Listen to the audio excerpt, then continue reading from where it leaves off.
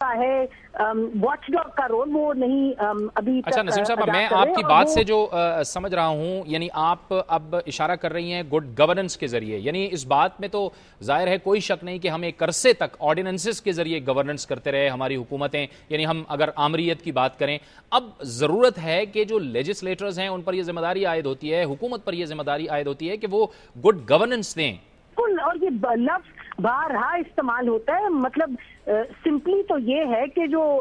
आम शहरी की ज़रूरियात हैं वो पूरी हो, आम शहरी को सिक्योरिटी मिले, उसकी जो बुनियादी ज़रूरियातें कीमतें जो आसमान से बातें करती हैं उसको किसी तरह कंट्रोल किया जाए, शहरियों को ये नजर आए कि जिनको हमने इलेक्ट करके भेजा है वो अपने पर भी कुछ कदम लगा रहे हैं, कुछ अपने आप को भी रिस्ट्रिक्ट कर रहे हैं अपने अखराजात में, और साथ साथ एक सोच समझ के पॉलिसी बना रहे हैं, चाहे इकोनॉमिक पॉलिसी है, चाहे हेल्थ पॉलिसी है, चाहे एजुकेशन पॉलिसी। आप जिसे कीमतें बढ़ गई पेट्रोल की यकदम पता चला, और यकदम ही नहीं, कुछ प्लानिंग है जिसके तहत हो रहा है, लेकिन वो फिर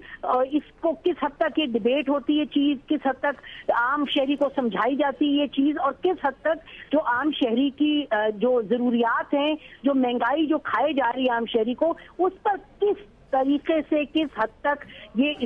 हुकूमत एक जिम्मेदाराना तरीके से, और पार्लियामेंट, ऑपोजिशन और रूलिंग पार्टी चाहे प्रोविंसेस में है और चाहे सेंटर में है, किस तरीके से काम कर रही है। और ये बार बार जो बात उठ रही है कि ये जो आज मुसव्वदा पेश किया गया है उससे आम शहरी को क्या फर्क पड़ता है, ये याद रहे कि ये तमाम मिलजुल के ही एक सिस्टम बनता है। तो जो पार्लियामेंट है, जो सूबों का सेंटर से रिश्ता है, जो अखराजात हैं, जो वसाइल हैं, उनका डिस्ट्रीब्यूशन, वो तमाम का तमाम जो एक मुल्क को में जो गवर्न करने का डॉक्यूमेंट है वो है आपकी जो कॉन्स्टिट्यूशन है। तो बहुत बड़ा कदम आज उठाया गया है इस तरीके से कि ये अगर इम्प्लीमेंट हो जाए और पार्लियामेंटेरियंस अपनी जिम्मेदारी पूरी करें तो इसी से आम शहरी को यकीनन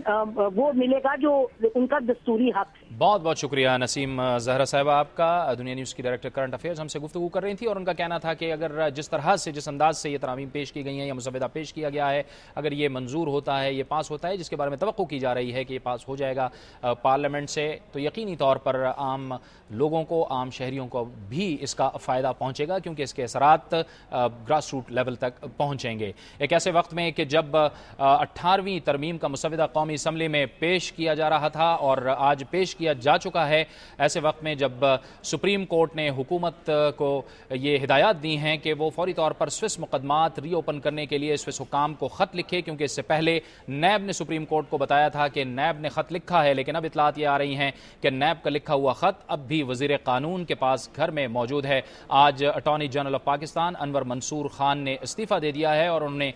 जो इब्तिदाई वजह बताई है, उनका ये कहना है कि उन्हें वज़ारत क़ानून काम नहीं करने दे रही थी, इसी वजह से उन्हें मुस्ताफ़ी होना पड़ा। और क्या वजूहात बनी उनके इस्तीफ़े की, इस पर हम बात करेंगे दुनिया न्यूज़ के जुडिशल कॉरेस्पॉन्डेंट मोहम्मद कामरान से। कामरान, क्या और वजूहात सामने आई हैं अनवर मंसूर के मुस्ताफ़ी होने की? जी जावेद, इसमें जो वजूहात हैं वो अनवर मंसूर ने अपने इस्तीफे में लिखी हैं, और जो मुख्तसर इस्तीफा उसका मतन उन्होंने पढ़कर सुनाया, अब उसके मुताबिक उन्होंने उसमें ये मेंशन किया है कि जब से उन्होंने अपने इस आईनी ओहदे का चार्ज संभाला था,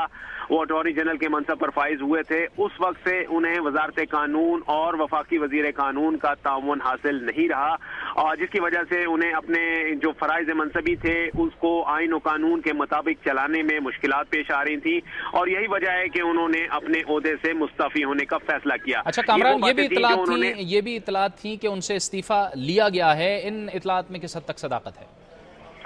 जी जावेद, ऐसी बज़ाहिर तो ऐसा नहीं लग रहा, क्योंकि अटॉर्नी जनरल से ये सवाल हुआ जब वो कराची रवानगी के लिए बेनज़ीर इंटरनेशनल एयरपोर्ट पर सहाफ़ियों से गुफ्तगू कर रहे थे, तो उनसे ये सवाल हुआ कि क्या आपने खुद इस्तीफा दिया है या आपसे इस्तीफा तलब किया गया, तो उनका ये कहना था कि ये मैंने इस्तीफा खुद लिया है। लेकिन इस तरह की कुछ खबरें आ रही थी जिसमें यह कहा गया कि सदर, वजीर आजम और वजीर कानून की एक मुलाकात हुई, जिसमें यह फैसला किया गया कि वो अटॉर्नी जनरल को इस्तीफा लेने अच्छा के लिए। कामरान, ये जो स्विस मुकदमात का सिलसिला है, जो अब राब्ते हो रहे हैं स्विस हुकाम के साथ, अब अटॉर्नी जनरल मुस्ताफी हो गए हैं, इन केसेस पर कुछ असर पड़ेगा, इन राब्तों पर कुछ असर पड़ेगा? जी जावेद, असर तो यकीनी तौर पर पड़ेगा। ये जो 5 अप्रैल की डेडलाइन दी थी सुप्रीम कोर्ट ने NRO के फैसले पर मुकम्मल अमल दरामद के लिए और फिर स्विस मुकदमा दोबारा खुलवाने के लिए, इसमें अटॉर्नी जनरल को रोस्टम पर यह हिदायत दी गई थी कि आपने ये काम करवाना है और 5 तारीख को ये जो डेडलाइन है इससे पहले आपने इसकी रिपोर्ट सुप्रीम कोर्ट में पेश करनी है।